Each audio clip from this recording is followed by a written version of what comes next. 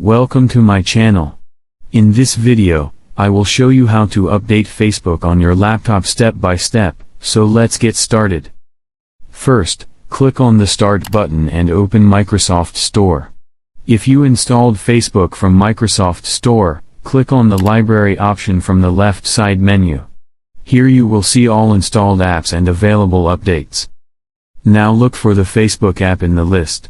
If an update is available, Microsoft Store will update it automatically or show an update option. Once the update process is completed, click on the Facebook app to open it. After opening the app, you will see your Facebook profile and homepage loaded successfully, which means your Facebook app has been updated to the latest version.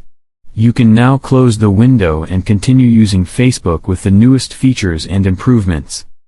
So that's it. If you like this video, then like, subscribe and press the bell icon for updates.